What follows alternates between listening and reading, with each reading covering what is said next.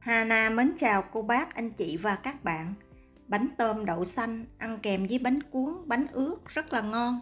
Nên tuần này Hana chia sẻ với cô bác, anh chị và các bạn cách làm bánh tôm này chỉ với một loại bột đơn giản, không cần phải pha thêm nhiều loại bột.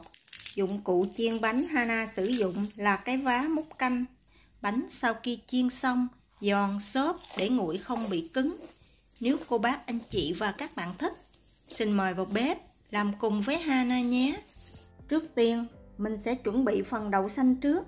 Đậu xanh thì Hana sử dụng 75g, sau khi rửa thật sạch, ngâm qua đêm cho đậu nở. Sau đó, rửa thêm một lần nữa cho sạch và đem phần đậu này đi hấp ở lửa vừa 20 phút.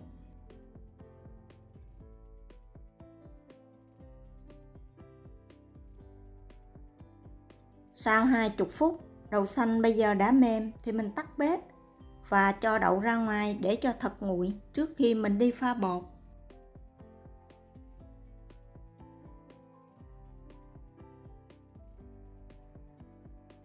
Tiếp theo, mình chuẩn bị phần tôm.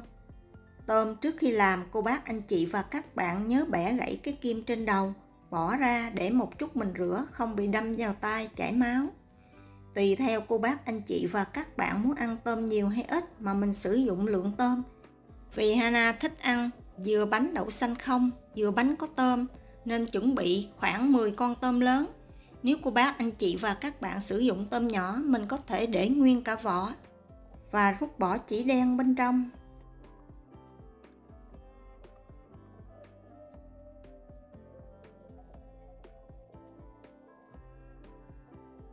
Thông thường để rửa tôm, thịt hoặc cá, Hana hay sử dụng bột gì cũng được. Mình cho một ít bột vào tôm, sau đó trộn đều lên và rửa thật sạch với nước.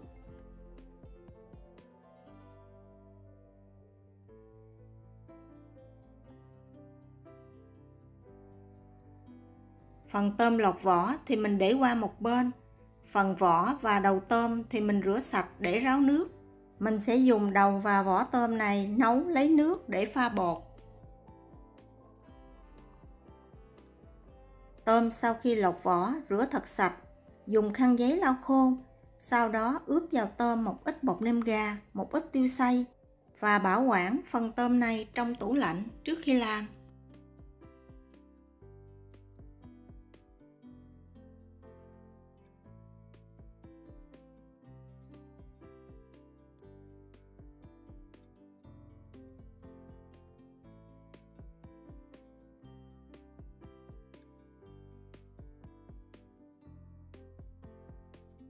Để chuẩn bị phần nước trộn bột thì mình bắt một cái son nhỏ lên bếp, cho vào son một muỗng canh dầu ăn và làm nóng lên. Sau đó thêm vào ít lát hành tím để phi cho dầu thơm. Sau khi hành tím vàng và thơm thì cô bác, anh chị và các bạn nhớ loại bỏ sạch phần hành tím bên trong. Vì nếu mà mình để như vậy một chút mình sai, phần nước sẽ có màu đen lợn cợn không được đẹp. Kế tiếp, cho vào son 100g đầu và vỏ tôm. Mình xào cho tới khi phần đầu vỏ này săn lên. Nêm vào 1/4 muỗng cà phê muối và xào cho tới khi phần vỏ và đầu tôm này có mùi thơm. Đầu và vỏ tôm còn dư, cô bác, anh chị và các bạn cất lại. Mình để trong tủ đông để dành mình nấu nước dùng cũng rất là ngon. Sau khi đầu và vỏ tôm thơm thì cho vào 250ml nước, đậy nắp lại, nấu sôi. Khi nước sôi thì hạ lửa thật nhỏ và nấu thêm khoảng 10 phút nữa. Sau 10 phút, mình sẽ tắt bếp và để phần nước tôm này nguội bớt khoảng 10 phút.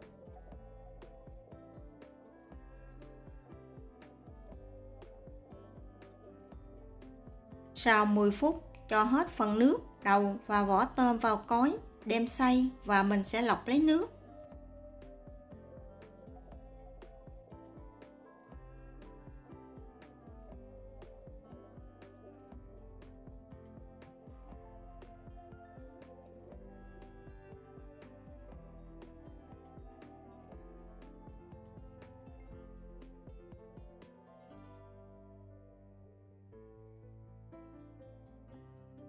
Để bánh được giòn xốp và ngon hơn, Hana sử dụng thêm nước soda không mùi không vị. Nếu cô bác anh chị và các bạn không có, mình có thể sử dụng nước bình thường.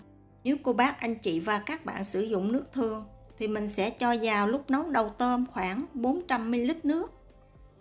Phần nước tôm và nước soda mình sẽ cân tổng cộng là 315ml. Để bánh tôm giòn xốp không pha bất kỳ loại bột nào, Hana sử dụng bột chiên giòn. Cô bác anh chị và các bạn có thể sử dụng bất cứ loại bột chiên giòn nào cũng được.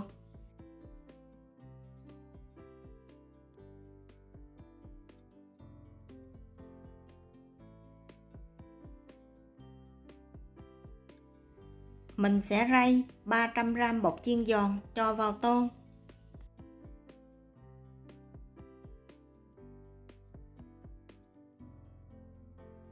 Thêm từ từ phần nước tôm vào, khuấy cho tới khi hỗn hợp hơi sệt lại.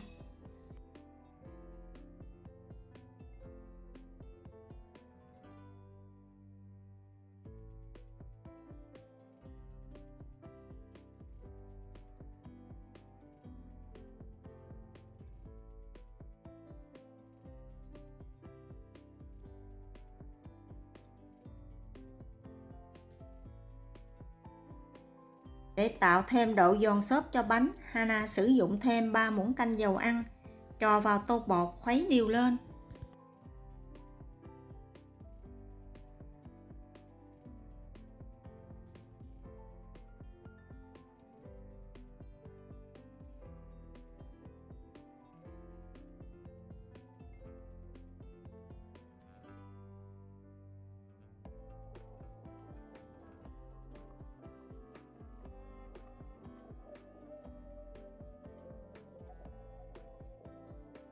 Sau khi khuấy bột, dầu thật là hòa quyện thì mình cho hết phần nước tôm còn lại vào trộn đều.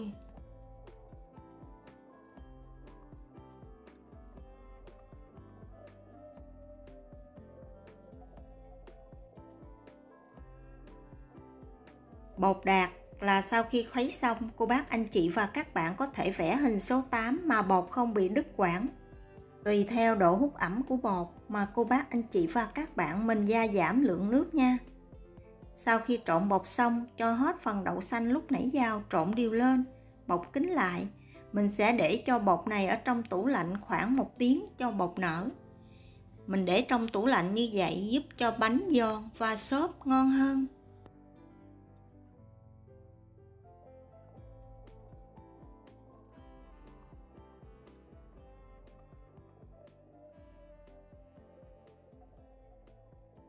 Sau 1 tiếng, lấy thau bột ra ngoài. Lúc này, bột sẽ hơi đặc một xíu. Nếu mình chiên bột lúc này, bánh sẽ hơi cứng, ăn không ngon. Vì vậy, Hana thêm vào khoảng 2 muỗng canh nước soda nữa.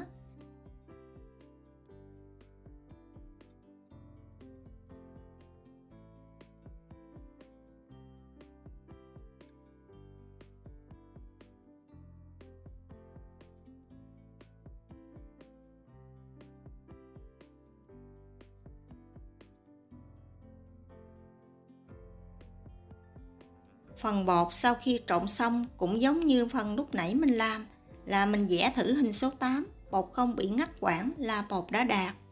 Trong khi trộn bột, cô bác anh chị và các bạn nhớ làm nóng sẵn dầu.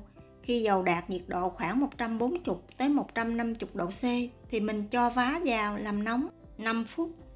Vá này Hana sử dụng vá inox múc canh thông thường tại nhà. Trước khi múc bột cho vào vá thì cô bác anh chị và các bạn nhớ trộn đều bột lên. Tùy theo kích thước vá to hay nhỏ mà cô bác anh chị và các bạn điều chỉnh lượng bột thích hợp. Sau khi cho bột vào, dàn đều cho bột hơi mỏng ra thì mình nhúng một con tôm vào bột. Mình sẽ chiên bánh ở lửa vừa khoảng 3 phút. Cô bác anh chị và các bạn mình đừng chiên lửa cao quá, bánh sẽ mau vàng bên ngoài nhưng mà bên trong chưa chín. Nếu mà mình để lửa thấp quá thì bánh sẽ bị hút dầu. Sau 3 phút mình chỉ cần đẩy nhẹ là bánh tróc ra một cách dễ dàng.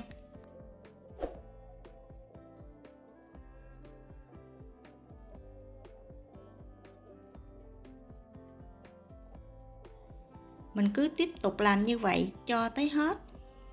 Phần bánh sau khi lấy ra khỏi vá thì mình sẽ chiên thêm vài phút nữa cho vàng đều cả hai mặt thì mình vớt ra ngoài.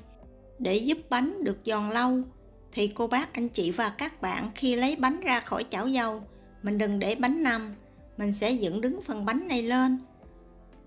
Nếu cô bác anh chị và các bạn pha bột giống như cách Hana chia sẻ thì phần bánh chiên xong sẽ nở phồng lên và rất là xốp bên trong.